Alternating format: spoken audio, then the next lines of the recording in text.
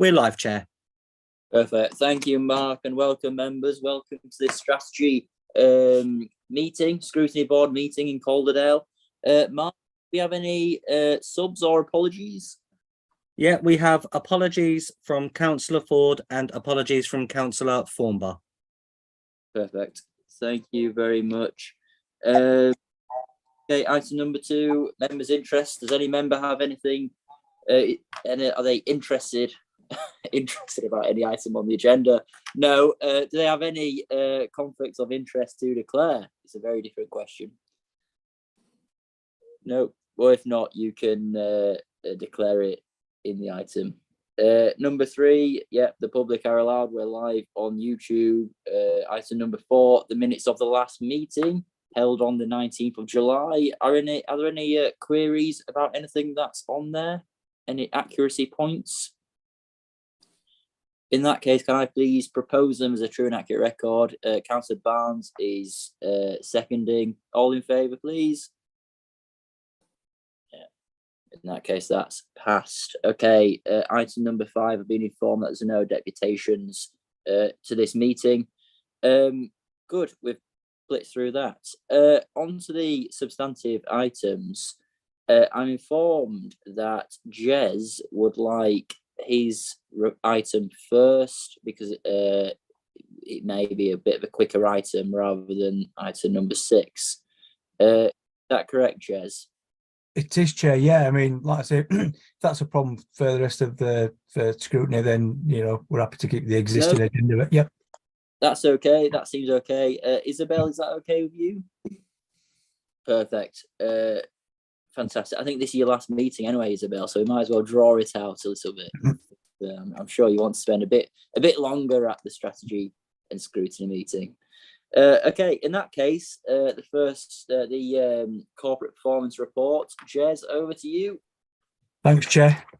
So this is the annual corporate performance report for 22-23, which went to Cabinet on the 10th of July. In line with statutory sort of reporting timescales, we go to the Cabinet with the annual performance report in July and obviously the half yearly in December. And this sets out obviously our performance against the 3 corporate priorities to reduce inequalities, create strong thriving towns and places, and obviously tackling the climate emergency. On page sort of 3 of the report, it sets out obviously some of the work that's been ongoing and some of the changes that were made this year in terms of the Council's performance framework, with the inclusion of more granular measures of crime around domestic abuse, serious crime and neighbourhood crime. Last year, I think we had a total crime indicator in there, which probably was felt it was a bit of a blunt instrument, and we needed to sort of try and get something to get under the skin of obviously those particular types of crime which are of interest obviously to council, but also to members of the public as well. So those are included will be included in the new performance framework.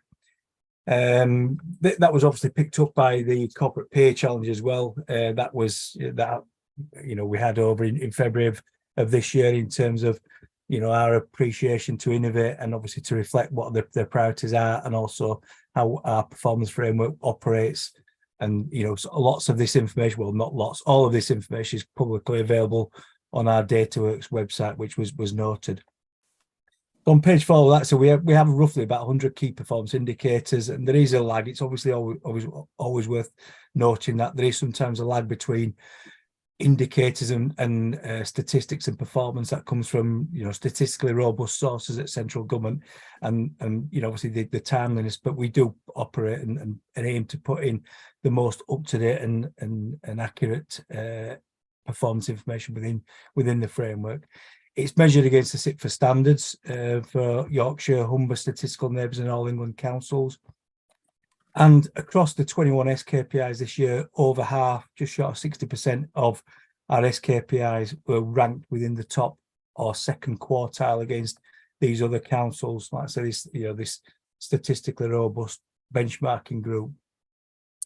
In terms of some of the highlights, excuse me, through 22-23, 4.12.1, talks around adult social care and obviously keeping people independent and active in their own home, and 91 days after discharge and into reablement. That's an indicator that's seen 2 years consecutive performance, and this most recent year being our best performance to date. Health and well-being of residents, physical activity, and in particular the healthy weight prevalence of reception age children has been an indicator that's performed extremely well this year. That sounds rather a bit blunt and a bit, as a performance, bit more than performance of an indicator. Obviously it's people's lives and young children's lives more specifically, but we're ranked first amongst the Sit for Neighbours for that particular area of activity. It is worth noting that with the ongoing cost of living crisis, healthy weight prevalence is a really robust indicator, but public health teams and other colleagues are keeping an eye on the proportion of underweight children in the borough, particularly vulnerable because of the the cost of living crisis and their accessibility to decent food and the issues around poverty and inequality. And then let's say on the 4.12.5 in the report, it talks in terms of our climate emergency priority that in the last 7 years, as noted by the WICA Climate Energy Committee, 78% of electricity has been generated through wind across the West Yorkshire authorities. We've been the biggest growth area in that across the 5 authorities. But like I say, that with any performances, obviously areas of other areas of priority and importance that we need to concentrate on as a council, where performance is either not necessarily dipping, but is being closely scrutinised. And it'll come of no surprise that the work to tackle poverty and inequalities is certainly one of those areas. So rates of youth unemployment have increased recently, obviously the associated numbers of people claiming unemployment, and as you can see in there, I think it was even on the national media recently, numbers of people in temporary accommodation for ourselves has trebled since 2019. So this is an area that the Anti-Poverty Partnership will report publicly to Cabinet, are working on, and obviously have a clear focus on. And that work is, like I say, is publicly reported through. Other areas where the SKPIs or the indicators have highlighted areas of more intense activity, shall we say, housing sufficiency. So one of the housing indicators, and the local plan, the adoption of the local plan, and obviously the supplementary SPDs, planning documents, the work around that. That is, one of the aims of that is obviously, as well as housing growth, is for the economic growth opportunities that hopes to bring across the borough, as well as it being an area of not necessarily improvement, an area of focus. There have been some successes within that, and like I say, the Sustainable Housing Development Project at Beach Hill was awarded the Best Residential Development of the Year for more than 100 homes in the last reporting year 22-23. So I think it's worth noting the successes as well as the areas of focus. And then finally, again, just to make sure we span across the 3 priorities, both in terms of where we're doing well, but also where there is other work to be done. The Climate Action Plan is obviously a key, not just a key document, but a key instrument to help us get to net zero by 2038, and that's significant progress by 2030. And the intention of that will be adopted next month, hopefully, about the Climate Action Partnership meeting. So that's going to be a key area to try and promote that work. And then finally, litter and detritus. There's just been some recent work issued today by central government around fly tipping, but on a slightly related note, the litter and detritus area, and that's an area that we, the public services teams are constantly monitoring, and the slight uptake in that is something that they are aware of, and will continue to focus to make sure that obviously the areas of parks and streets, etc., are pleasant and enjoyable places for people to partake in. So overall, in summary and recommendations, the 22-23 performance across the performance framework, and like I say, it should be noted that the selection of these SKPIs is something that's done in conjunction with, in consultation with Cabinet and obviously the corporate leadership team, to make sure that they accurately reflect the 3 priorities and the priorities of the council. It's not just the 21 that the council monitors. Like I said, there is roughly about 100 support measures underneath that do get reported on a regular basis by exception. But across the 22-23 period, it can be evidence that, you know, the performance has been robust. That's not just us saying that as officers within the report itself, but that was borne out by the corporate peer challenge, and has also been borne out by how we benchmark ourselves against those SIP for groups. So benchmarking groups, roughly, like say, 60% of our SKPIs were either top or second quartile. So the report comes forward to scrutiny, and I'm happy to take any further questions. Yeah, absolutely. Thank you very much, Jez. Members, are there any questions? Yeah, Councillor Carney. Thanks, Chair. The thing that caught my eye was the bit about underweight children.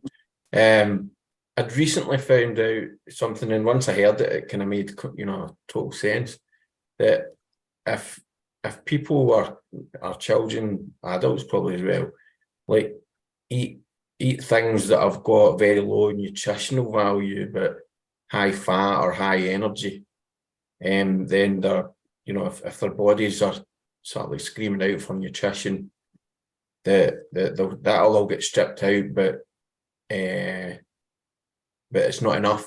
So their body still tells them that they're hungry, so they eat more of the same, and then just they can get overweight and obese. So I was sort of wondering if the thing about the underweight kids, I kind of thought, well, that might mean that although they're not getting enough to eat, what they do eat might be, like decent nutritional stuff, but just not enough. Is there a similar focus on, like sort of like trying to find kids that are in the sort of set where they're getting low quality food, because it's cheaper, and so that they might be obese, they might be look a bit chubby, so folk will think that they're being fed and healthy, but the amount of nutrition they're getting is poor. I was just wondering about that.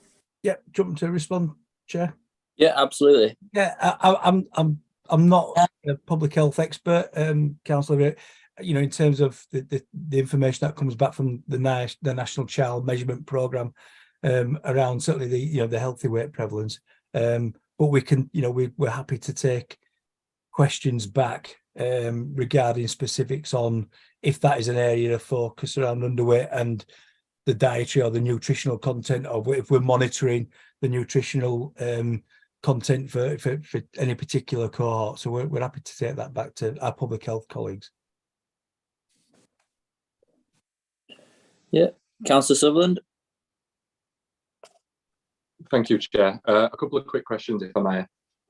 First, Jez, thanks for the presentation. I really like the new crime stats that we've got. I think they'll be really valuable to track, even though perhaps it's quite challenging to see some of those stats worsen, in particular the one around domestic abuse. Let's hope that it actually is going to get better with some of the measures that people are putting in place. I did wonder on that whether there might be scope to consider an SKPI for violent crime, and the police might be able to provide that. So because that is an issue that gets raised with me, and obviously has quite a large impact on the community, but also that encompasses some of the more personal sort of violent crimes as well, and how we might sort of gather comparators for that, comparator boroughs. But what I was really drawn to in the report was the SKPIs around healthy life expectancy.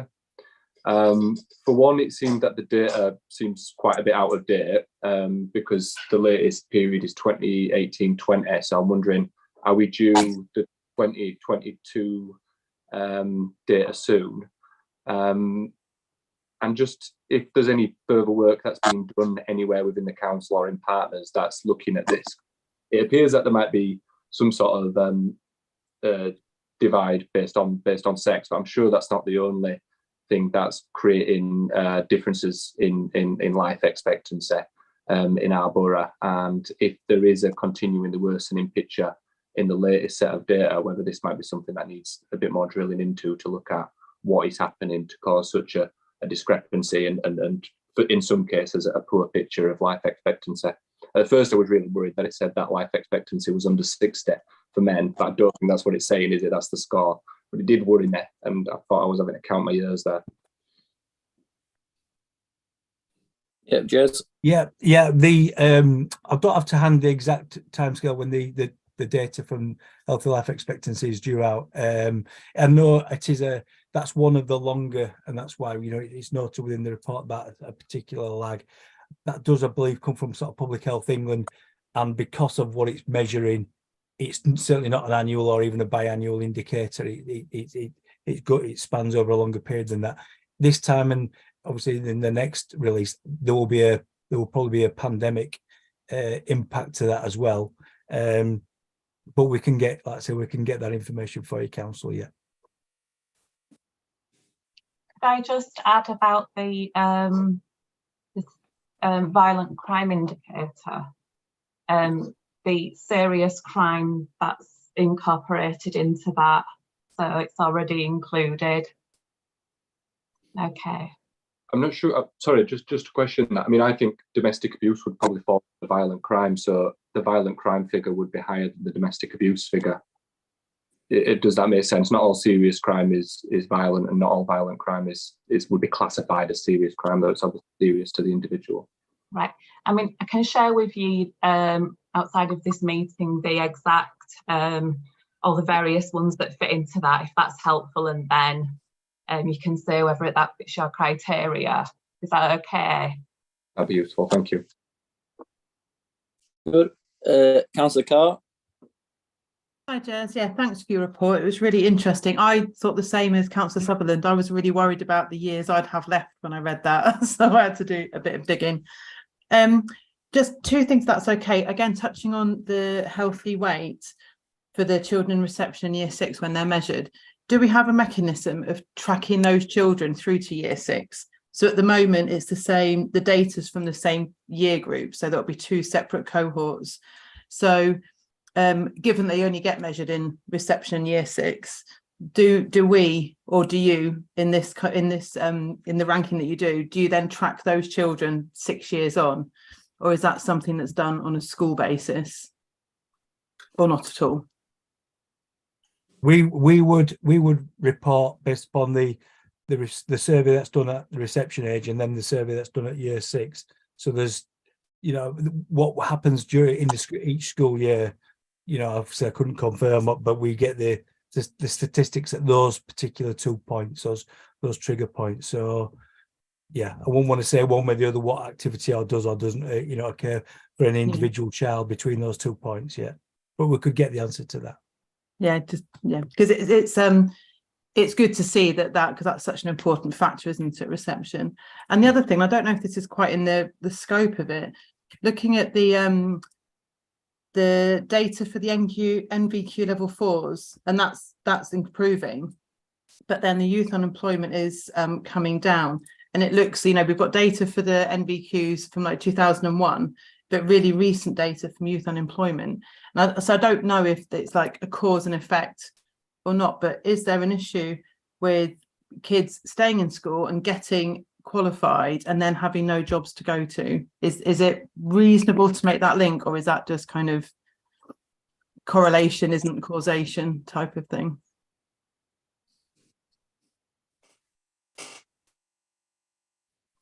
Oh, sorry, Jez, you're muted. Oh yeah. Colleagues in our children's and business enterprise skills probably would be able to you know, answer that more pertinently, I think. Thank you. Yeah, Councillor Dacre. Thanks, but do you want to take the 2 members first? Yeah, Councillor Kingston. I'm just looking at the litter performance indicator, and so I went and had a look at the Keep Written Tidy to see, you know, what is best practice in relation to litter.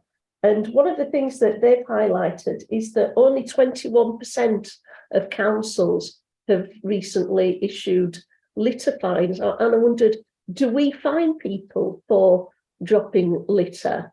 And do we have any data on how many people have been and fined? And if so, do we advertise fining for litter? I'm not aware of any of that. And I've been a councillor 2 years now. I'm not aware of any fines that I've seen happen. Does anyone know what we do in relation to fines for litter? Does Councillor Lynn want to go in on that? Oh, Yes, that's why I came to the meeting, because I thought there might be something about this. Yeah, thank you very much, Councillor Kingston. Here's a couple of things really to say. Yes, we do impose fines and fixed penalty notices when we can catch people. It is not always possible to catch people. And yes, we are endeavouring to up our game as far as communicating that via media and so on, to let people know. So, for example, another form, it's not litter, but another form of environmental nuisance and so on is dog fouling and so on. And you know, a year or so ago, we publicised the fact that we'd had 2 prosecutions for dog fouling. I think it was in People's Park or somewhere. So yes, we do. The other things that we're actually trying to do is that this is particularly in relation to fly tipping, but we think it may also begin to act as a deterrent in terms of littering. Is we have actually recently acquired a few more in the way of CCTV cameras, which can both act as a deterrent and perhaps in some cases try to actually catch the culprits. The other thing I wanted to just say, whilst I got the chance, actually, whilst I had the mic, as it were, is just to say the thing that isn't mentioned in here in terms of what we're doing is something which I know that you and Councillor Barnes and a number of other councillors on this call have been involved in, and that is the voluntary litter picking work that's going on. There's some fantastic work going on, coordinated by Amy Powell-Bevan, our volunteer coordinator. So although the response to the increasing figures and litter, talk about what we're trying to do in terms of tackling recruitment, in terms of equipment issues and so on and so forth. The thing that I feel most encouraged about, and I'm looking forward to seeing it making a difference in the next year's statistics, is that right across Calderdale, we've got groups of people that are really saying they want to look after their area and litter pick it on a regular basis. And I just wanted to have a chance to say how much we appreciate that. Thank you. Thank you. absolutely. Councillor Barnes? Okay, I think I'm going to be the grump in the room, in the sense that I think that's my role actually in council meetings. There's a couple of points, one of which I think is clarification. I think if I remember going back to last year, I think I made the same comment last year. I think the problem with a lot of this report is the data is just so old. And we're comparing we're sitting here in 2023 and comparing data from 2019. It's 4 years out of date. We don't know what's happened since. We don't know whether activity we've done that have improved the position. And actually, if you go in the performance trend, there's more worsening than improving. So yes, you've got a situation where health life expectancy is amber, but it's actually worsening. Health life expectancy of birth females worsening, even though it's in green, and so on and so forth. I've said this every time I've seen this report. It's great to see it, but unless the data is real time, accurate, up to date, it's impossible to monitor. It's impossible to use this as an assessment when we're actually saying what happened. Yeah, so voluntary organisations 28 to 2019. It's just there must be a way of getting this data more up to date than it is, and presenting this with what's really happening today and what great actions we've been doing over the last 2 or 3 years, the results that those are improving.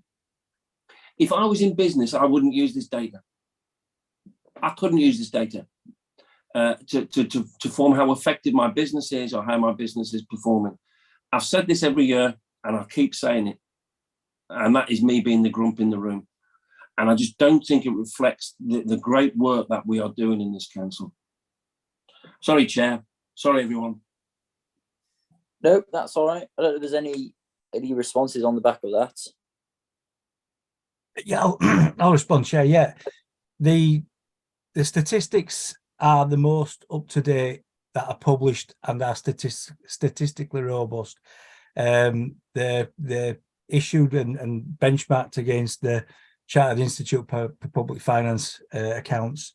So SIP for standards, they are statistics that are used by not just ourselves, not necessarily these particular indicators, but within a benchmarking group across all 300 odd local authorities across the country. They perhaps, you know, the no measure of performance maybe is 100% perfect, but they reflect as near as possible and as best as possible the you know, the work, and to give that strategic direction to the council in order to where to, you know, allocate its resources and allocate its focus and report how well that impact is being made. We're always constantly looking at national data sets.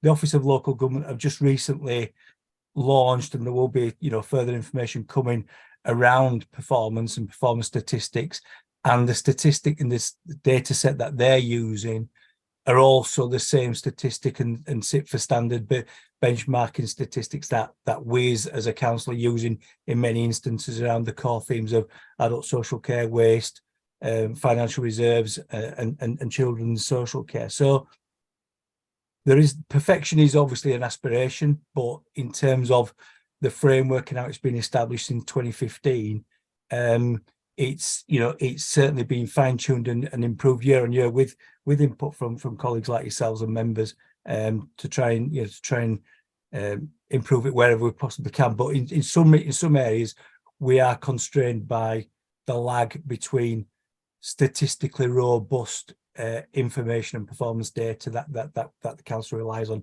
rather than local information or local performance data that could then lead to perhaps decision making being made on a less than informed basis. So that's probably where the foundation of the framework comes from, and why we make the reference of the indicator set and when the next release is due. Is that Mike on the back of that? Yeah, I look, Jez, I know this, and we have this debate every time, and this is not a criticism of you and the team in any way, shape, or form. We'll have this. It's just, I think at times we're comparing apples and pears, and it really makes it hard for that. And you just, the prime example where you're using, let's take example, percentage achieving a good level of development in the foundation stage profile 2022, and we're comparing it to 2019. So we're showing data there that the voluntary organisation, it just makes it really hard. And I said this is not a criticism of the individuals. I just think we're not, and I think actually that was the peer report, the peer review said as well, we're not blowing our own trumpet here. And part of the reason we're not being able to blow our own trumpet is we just don't have that evidence. But I've said my piece. I'll shut up now. You'll all be grateful that I'll shut up. All right. Chair, could I just add about the example you brought up about the foundation compared to 2019, because of that was the last data set before the pandemic, and it was unfair to do 2022s with 2021s as an example. Okay, thank you. Yeah, Councillor Carr, is that a hand or is that a drag hand? Oh no, it is. It's a hand. It matches my feeling quite well, doesn't it? As you I was just going to come in on that, because I understand that there's going to be this lag with the benchmarking, isn't there? But we do have in Calderdale amazing data. Through work, I was introduced to DataWorks, which is like literally the most comprehensive set of data sets because I work with councils a lot, through work, and we would kill for that information. It's worth a fortune to businesses, and I haven't found any other council that has it. So we do have much more up-to-date data, and I appreciate that we can't necessarily use it. It needs to be benchmarked, doesn't it, to make for decision-making processes. But the data is there for Calderdale, even if it's not for anyone else for us to compare against. Yeah. Councillor Dacre? Yes, thank you, Chair. So just wanting to cover a few points that have been raised. I think there was a question about healthy weight, and are we looking at whether there are children who are overweight because they're eating the wrong things? And I mean, that's why it's the healthy weight they're looking at, and other parts of the council will be looking at not just the weight, but the exercise and the nature of the diet. And there's enormous recognition in the cost of living work that we do that it's really difficult for those who have less money to eat healthily. And that's the holiday schemes we have, the healthy holidays. One of the big emphases there is healthy eating and exercise, to recognise that you don't just need a sufficiency, you need a sufficiency of the right sort of food, and you need children to be getting exercise as well. So within the constraints that we have, we do try to recognise that and work to deal with it. I think in relation to domestic abuse, I think it was, I might be misunderstanding what you said, Dan, but I think it's really important to separate out domestic abuse, and some of it is not serious violence. It might all be a serious offence, but it's not serious violent crime, so you wouldn't want to put it all in there. And I think the only thing that we can say, it's probably not reflected in this data, but certainly in more up-to-date data I've seen from within the council, one of the pleasing things, if you can say that, about our domestic violence, domestic abuse statistics is that we have a relatively low rate of repeats, which has got to be good, because that's one of the big problems in domestic issues, that you can have repeat offending and repeat victims, and we are doing quite well on that. Life expectancy, well, yes, it mentions it touches in it in the report at 4.13.1. It's very geographically determined. You can see that in the poorer wards, life expectancy is lower, and dramatically so. And that's one of the things that we as a council want to do everything we can to try to counter, but it is very challenging to do that. The correlation, is there a correlation between NVQs and becoming unemployed?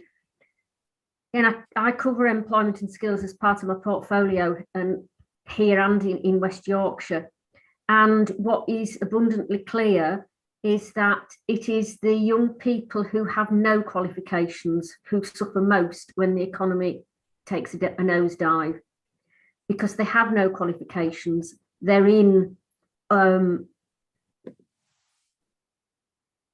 unskilled jobs which maybe don't require skills. They are the first to go when a company cuts its workforce, and they're the ones who find it hardest to find alternative employment. So in that sense, it isn't a case of people getting qualifications then not being able to get a job. The more qualifications you have, in reality, the more likely you are to be equipped to get a job, keep a job, and then find another job if you lose it. And so the emphasis really just is on trying to get people not just qualified but skilled, to ensure that they get jobs that they are more likely to be able to keep, and that pay them a better wage. And I think the point about the data sets and why we use those, I think it's been covered already, so I don't want to say anything more about that. Thank you. Yeah, thank you, Councillor Dacre. Councillor Sutherland, is that a hand? Yeah, it's Chair. Thank you. I just thought it'd be, just to clarify after what Councillor Dacre said, I was suggesting an additional SKPI around violent crime. I think it's really important that we have the domestic abuse one in there, even if it might produce some difficult results. I was suggesting an extra one, not to get rid of one. Yeah, perfect. Thank you very much. In that case, if that's everything, members, I want to say thank you to Jez for coming. Thank you very much. And on to the next. Thank you to Gail as well. Chair, apologies to interrupt. I believe Mike Lodge wanted to come in after members had spoken on the item. All right, yeah, Mike. Just very quickly, Chair, I wonder, I mean, Jez and Gail will, have said they'll go away and get answers on things. In a sense, you're doing a job for the other scrutiny boards. And I just want, because the issues that you've raised, like healthy life expectancy and domestic abuse issues, fall under the remit. So whether Jez and myself and Gail ought to work together and make a little bit more of this and do a little bulletin on the questions that you've raised, because there's been some really interesting questions raised. So, you know, I can talk to Jez and Gail after. Not that they will do the work; we'll do the work in the team. We'll take the information from them and just produce something for all the scrutiny councillors in Calderdale.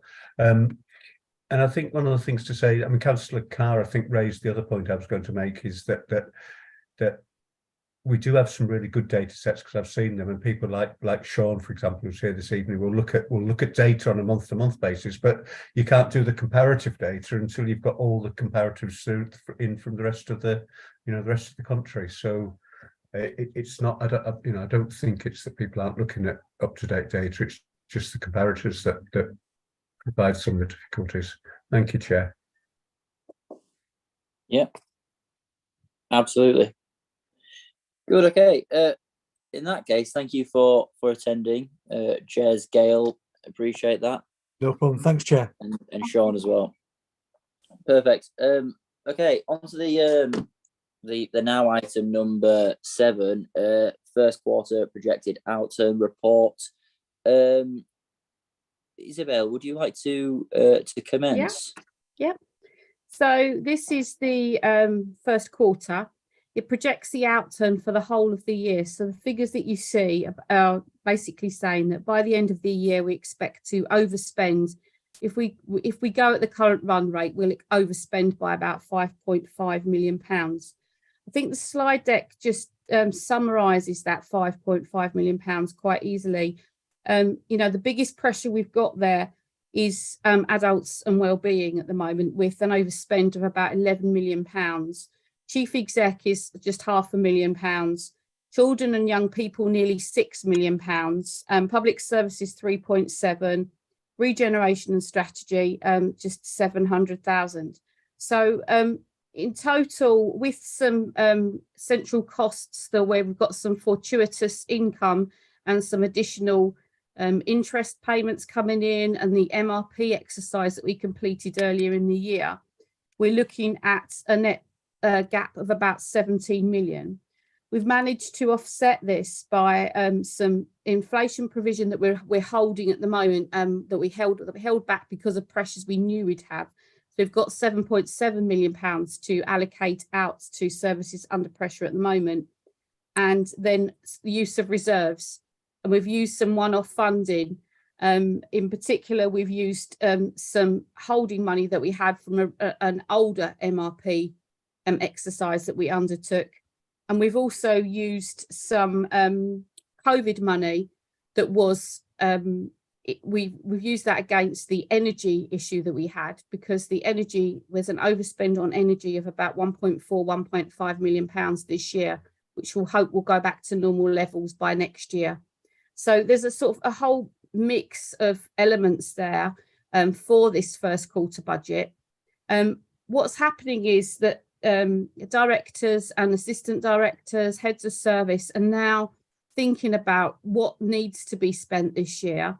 Are there items where things can stop being spent? Can we keep vacancies unfilled at the moment? Can we look at supplies and services and what actually needs to be bought, and how can we really try to reduce that overspend by maybe taking a little more care in what we're doing? So there's been ideas that directors and assistant directors have thought about. We're having a session in 2 weeks' time, which will be another brainstorming session to think about really how can the council move forward and reduce those overspends. Other points to note on the report are the capital budget, which shows the programme over the next 3 years, the potential funding of that as well, and then the detail under each of the services.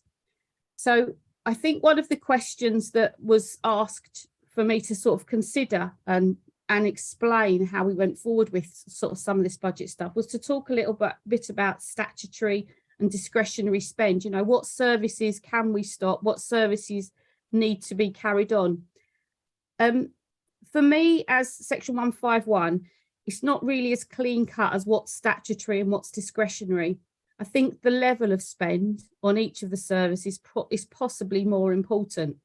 And so I did an exercise. I've gathered some data, and realistically, the benchmarking that I've done against what Calderdale is spending against in comparison to other councils per head, so per head of population, we're actually on the low side.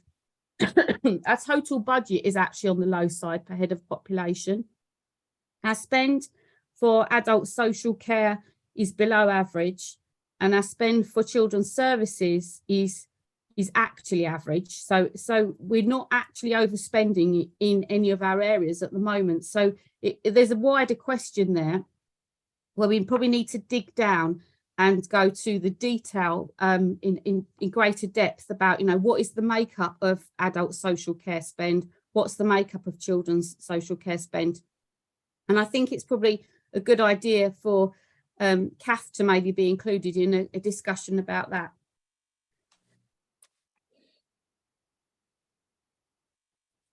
And then finally, just to kind of round off with that, I found some information online which talks about, it's from a local government sort of association group, which gives information about funding. It gives information about local government finance. It's called Your Local, and it's got some information about exactly what you've asked about, discretionary and statutory services, about levels of funding and how funding for the council works. So after this session, I've sent Mike the link, and there's a part 1, a part 2 and a part 3. And I'd very much encourage members to just have a flick through that, because I think it's a really helpful guide to sort of thinking about maybe items that Scrutiny could possibly look at moving forward and have a deep dive into. I think that's me done, if there's any questions. Thank you very much, Isabel. That's really, really appreciated. Just wonder if Sean, thank you for coming. Do you want to come in at this point, Sean, before we get on to questions, just mainly about strategies to reduce the projected overspend? Yes, thank you, Chair, and thank you for inviting me. I've come on behalf of Kath this evening. She wasn't able to make it, and she gives her apologies. But from an operational perspective, I'm pretty close to the numbers, as Isabel's aware, really. I think just touching on what Isabella just said as far as the national benchmarking exercise that she's undertaken. One of the factors that has been present with adult social care in Calderdale Council was that over a good number of years, apart from the last year, there hadn't been a demographic uplift for adult social care.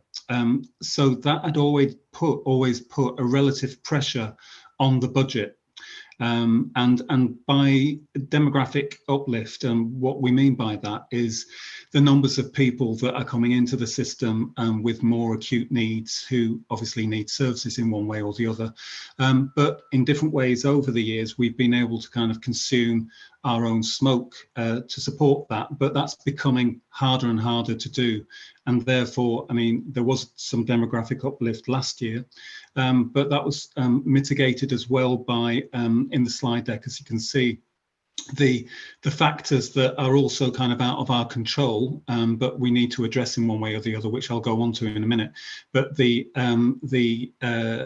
uplift as far as the national living wage is concerned for all of the workforce, that's people in the workforce in commission services, older people's homes, home care, people or personal assistants providing direct payments and so on. And what we're also seeing, which is quite scary as well, is in terms of the impact of inflation more recently, and hopefully that will level up as inflation goes down. But the request that we're in a position to have to kind of accede to, really, for care homes to request top-ups for people in placements. So our average now for people, older people, this is as an example in residential placements, is just over £1,000 a week. 18 months, 2 years ago, that would have been in the region of about £750. So that's had a real impact on our budgets, and similarly right across the piece. And that's even more kind of acute, even with less numbers, for people with very complex needs coming into our system through children's services in greater numbers than before as well, who are incredibly expensive because they have very, very profound and complex needs, learning disabilities, communication issues, behavioural issues that need to be managed in environments that are safe, appropriate, and support the person well in terms of access to the community and not just their essential needs. So we're getting pressures right across the piece. But in terms of mitigating that, we've now got, touching on what Isabel had said, we've now got a whole series of measures in place through each of our service areas. I have 3 main service areas: personalised long-term support, which is older people; all age disability, which are people with mental health issues and learning disabilities and physical disabilities; and early help and prevention, which is essentially people coming through our front door and gateway to care, and the hospital, where again we've had a real surge, an ongoing surge, particularly since COVID, of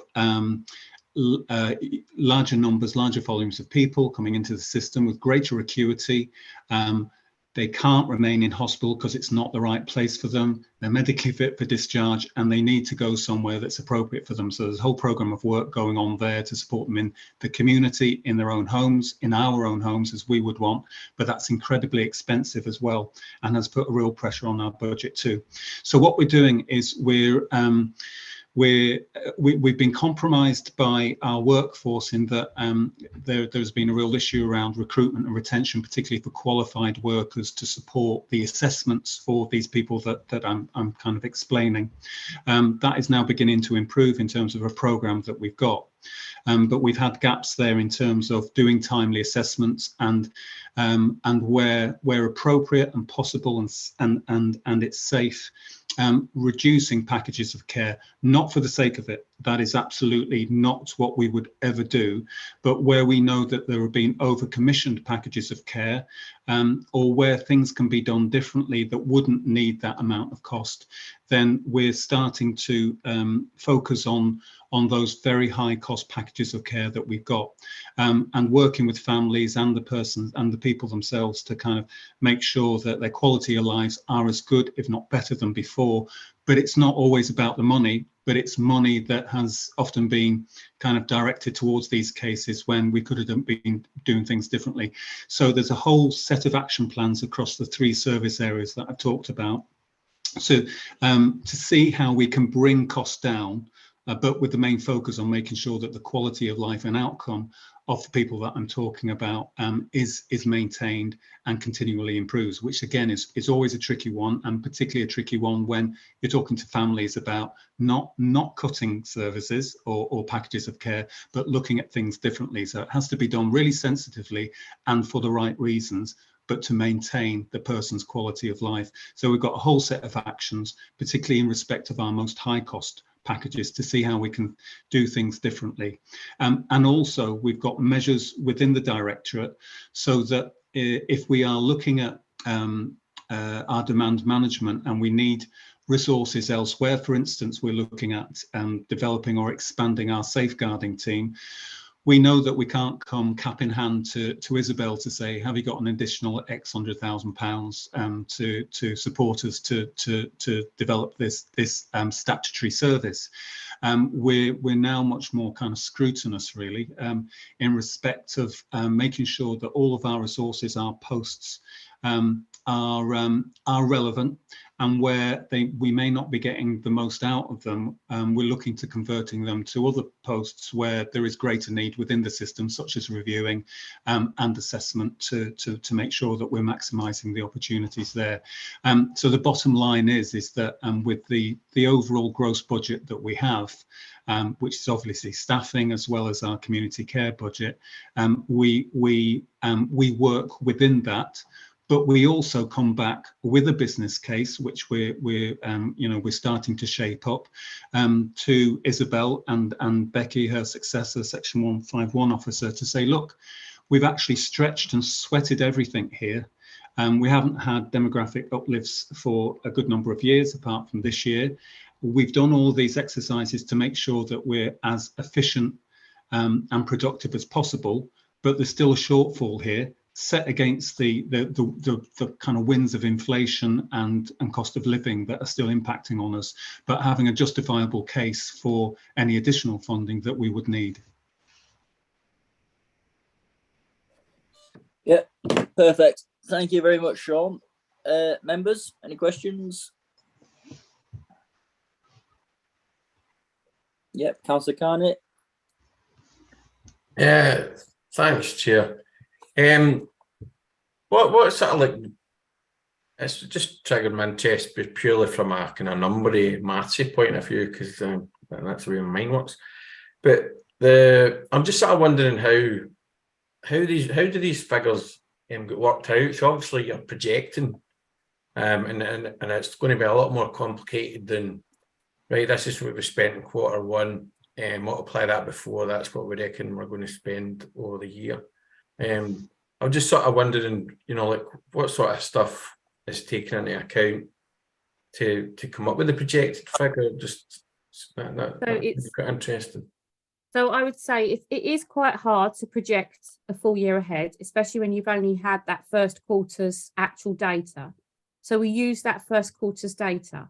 Something like salaries is probably relatively easy, because if you know you've got so many people working, chances are that you'll have that same amount of people in those permanent roles, and you can project those forward for the 12 months. The difficulty comes, I think, in somewhere like Sean's area or children's services, where we're seeing that average weekly cost going up, and then maybe you're seeing fluctuations in how many people are using the service. So the team are doing a series of sort of complicated calculations based on what they're seeing at that point in time. What has happened in previous years, have numbers gone up or gone down generally? And they're using all of that information really and just trying to make a judgment call. I would say to members today, there's no way in this world that the outturn is going to come out at 5.5 million. It is purely a projected outturn at this point in time. It's our best guess of what's going to happen for the other 3 quarters of the year, because as I say, this is just the first quarter projected forward. So there's all kinds of things that can happen, all kinds of things that can change, but it's really just getting an assessment of, actually, we do think we're going to be spending more money than we actually had originally budgeted for. So we need to start making measures so that we stop those items that we can afford to stop doing. And we can afford, like we've talked about, with maybe, should we reconsider if there's a vacancy, do we need to fill it straight away? Do we need to spend money on, supplies and services, or is there things that we can just slow down slightly in order to make those savings? Thank you. Yeah, thank you. Perfect. Councillor Sutherland. Thank you, Chair. I had a few questions and I wasn't going to do them all at once, but since you don't have a flurry of hands, I'll try and get a few of them out, and feel free to stop me. Thank you, Isabel and Sean, for the introduction to the report. That was really interesting, particularly the facts around our spending power being less per head than average, but also our services being stretched and over budget, which something doesn't quite add up there, does it? Hopefully it might do in the future, but certainly doesn't at the moment. There were a few areas I just wanted to look at, and I'm not necessarily wanting to get into the service specifics, but just about maybe the more general principles about how this might affect us. The first one was under the adult social care budget, and where we're seeing some significant overspends, but we also see an underspend in the early help and prevention. And so my question is around, how do we protect budgets which are about long-term change?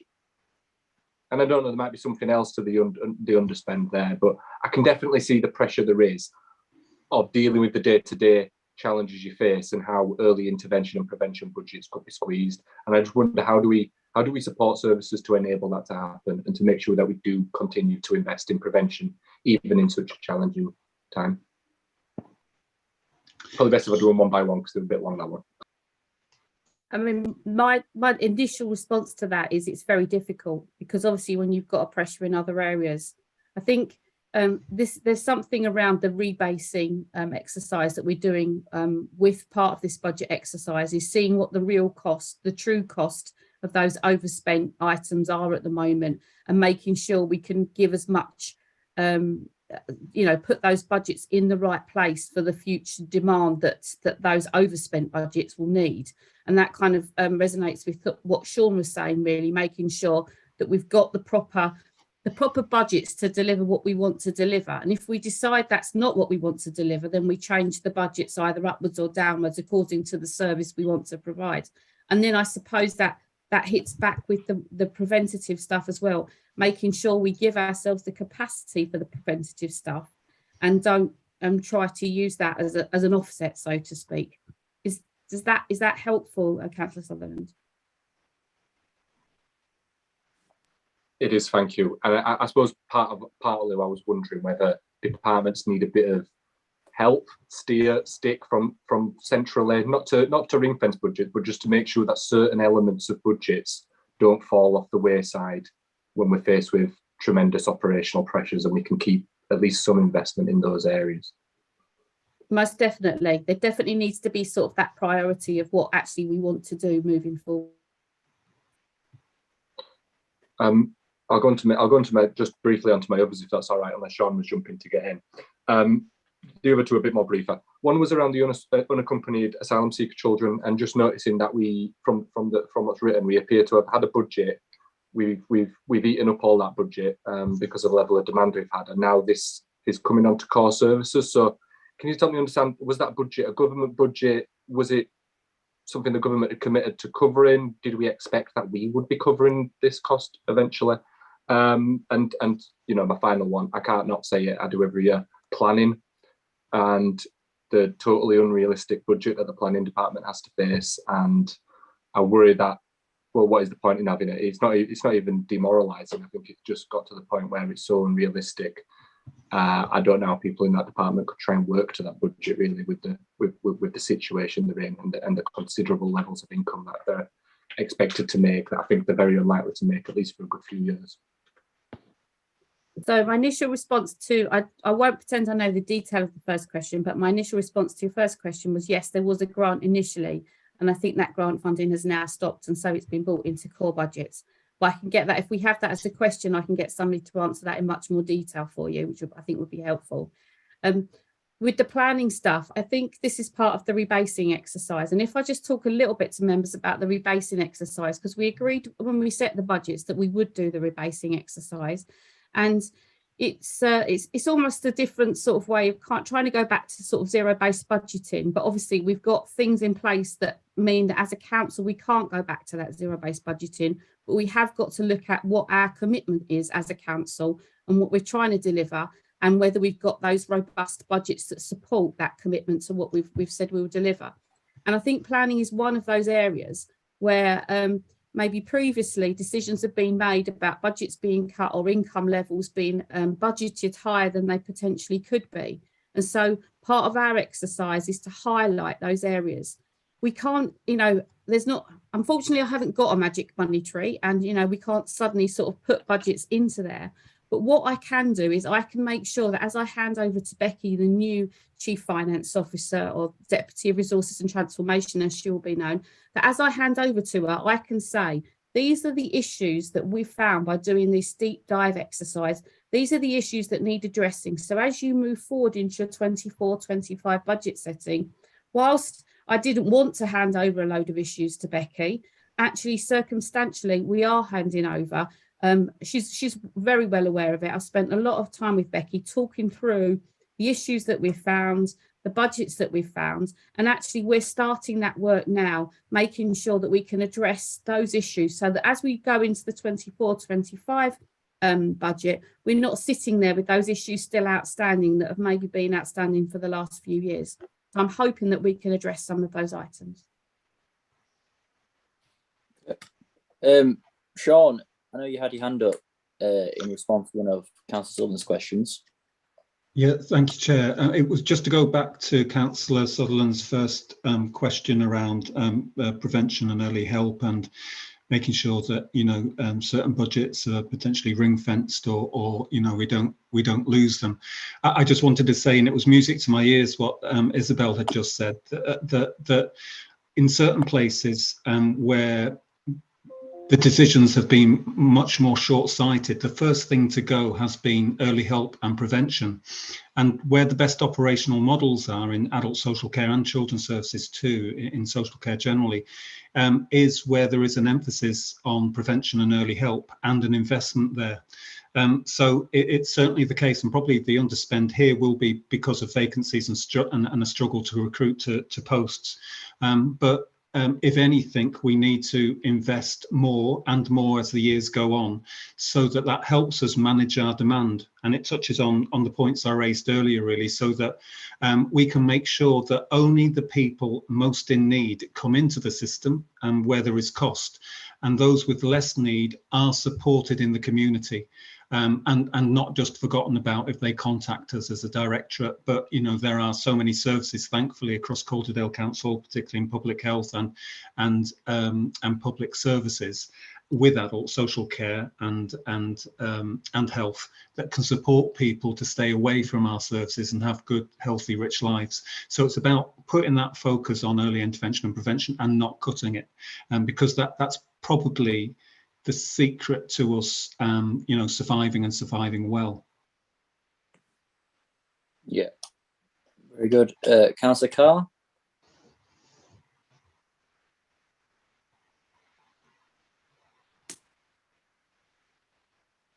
Sorry, Councillor Carr. Sorry, my internet's a bit ropey. All right. Thank you for that, Isabel. That was really, really interesting, and you've got a tough job on your hands. You have had, haven't you, with the lack of money coming in. We're unlikely to get any more money, aren't we, really, with the change of government, should it happen and things. So are we making sure that we bring as much money as we can into the council? Monetising is my big thing. I know there was a bit of a shortfall in the money we expected to come in that actually came in when we looked at the budget in cabinet, at the cabinet meeting.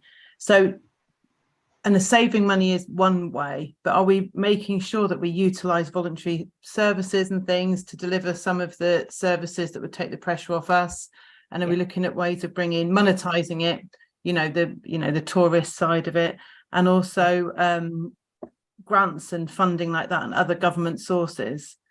Is that as much of a priority as saving money? All of those things are on the agenda, really, for like how we maximise the money that's coming into the council. I think we just need to be really careful about sort of the commercialisation element. As you know, a lot of councils have had their fingers burnt by thinking they could generate lots and lots of money from commercial ventures, and that's really not the case in the position we're in. I think you're right. It's about using those partnerships that we've got and maximising those partnerships. The value for money is in using a voluntary sector organisation where the cost and the expertise is sitting there within the organisation. So that's definitely right.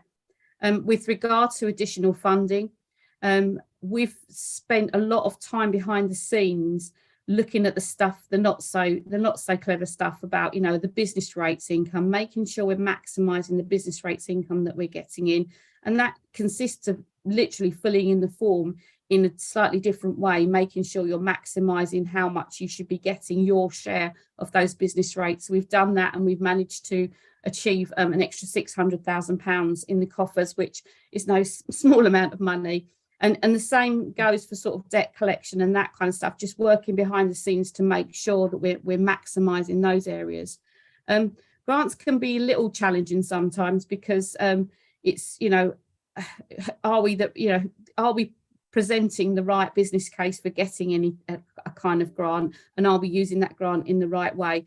One of the things that I've seen at different councils, this isn't just talking about Calderdale, this is just talking generally, is that if people get a grant in a revenue grant for an item, they then tend to start a project on that item. And I think what we've been talking about within my team is making sure we apply the grant to the work we're already doing, offsetting the spend that we're spending, and obviously giving ourselves some headroom. So we've had a couple of conversations about just small grants that are coming in and saying, don't sort of hand over a grant and say, let's do more work, let's start another project on this grant, let's use the grant funding in a more robust way, because if the work we're doing is robust, then it's really important that we use that grant to fund work already being considered. So yeah, it is definitely about maximising that income as well as making savings as well. Thank you. Good. I think I've got 2 questions, if I may. For the first one is, for the past, since I've been a councillor, really, most years, I think last year was the exception, but most years there is a projected overspend, and then we need to cut our cloth accordingly throughout the year. I think that's fair to say. And I've just termed it on my piece of paper in front of me, the firefighting cycle of local government. Because what happens every single year is we project, mid-year we project overspends, and then we end up having to create immediate actions to avoid overspending. That's essentially what we're doing here. And it's a cycle, because you set the budget, you predict an overspend, you do the immediate measures, and then you repeat the process again. And then the next year you're doing exactly the same thing that you've done in the previous year. And the issue I've got with this is because it actually takes a lot of our time. Sean's there doing all this stuff, all this budget stuff, looking at how we can make mid-year savings, essentially. Whereas his efforts would more appropriately be on people rather than paperwork. It's very time intensive. And it's always begged the question to me is, does that mean that our budgets are realistic at the time that we've set them? And I've always thought, if every single year, I can tell you next year, we're going to be overspending in adults. I can tell you that now. Next year, we're going to be overspending in children's. I can tell you that now. So does that mean that when it comes to budget setting next year, we should expect an increase in the budget level for these departments? In which case then we say, okay, we're accepting it, we're going to have to spend more on these areas. Then we cut our cloth accordingly. And then we start to think, okay, when we set in the budget, we need to then therefore save in X, Y, Z areas. So I would say, I agree with you in the most part, but this year has been an exceptional year. And I think, as we know with some of our West Yorkshire neighbours as well, we would all say that this has been an exceptional year because of the cost of living, because of CPI. When we set this budget in February, those of you that can remember, we did set some headroom. And actually, I was quite pleased as a Section 151. I was quite pleased with the budget. I felt quite sort of confident that we'd given ourselves that sort of extra little bit of headroom, that we had some sort of money in our back pocket. And I can't tell you how disappointed I am that this year has almost gone belly up, basically, because it really has. With the way that the costs, that we didn't expect this level of costs in adult social care. We did expect a higher amount of costs, and we had built in pressures, as you probably recall from the budget report, that we thought would be enough to manage those adult social care pressures. But actually, there's pressures across the board for lots of different reasons, and a lot of those are determined by the uplift in CPI and things that are just really out of our control.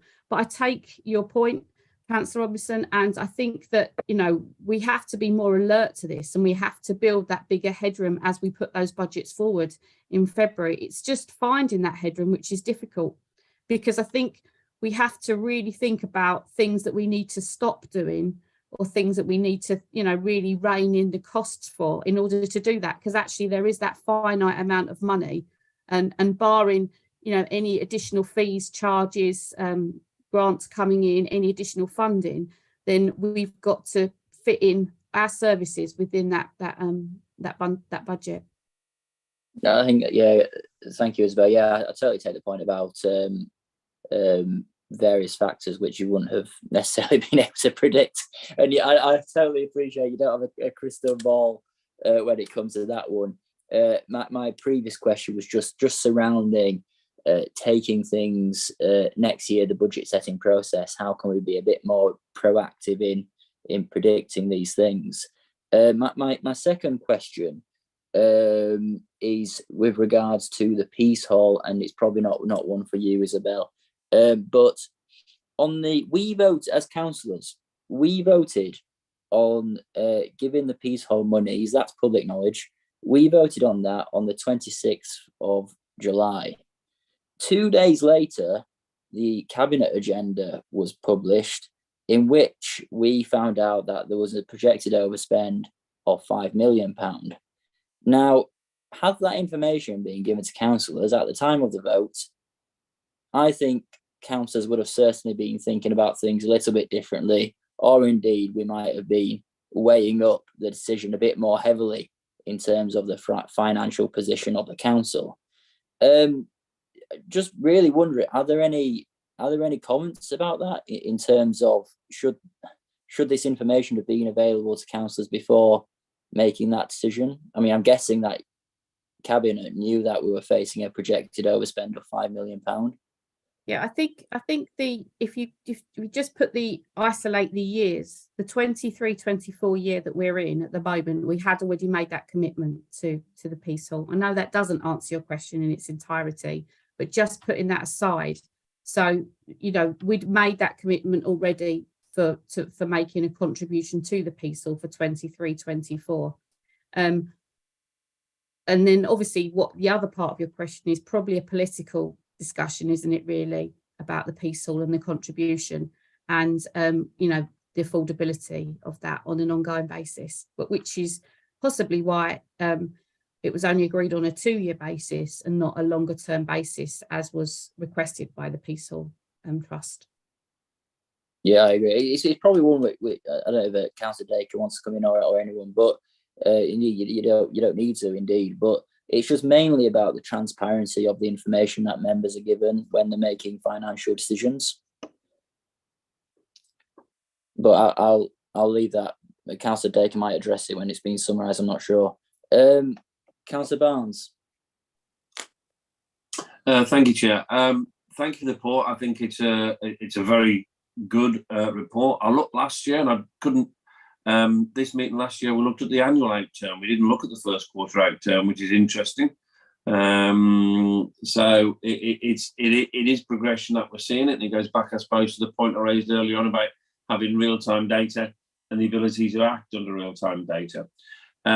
So I just wanted to say that I think most of the questions I wanted to ask have been raised already, but I just wanted to say that thank you to Isabel. I think this is a good step forward, and hopefully this will continue going forward. So thank you, Chair.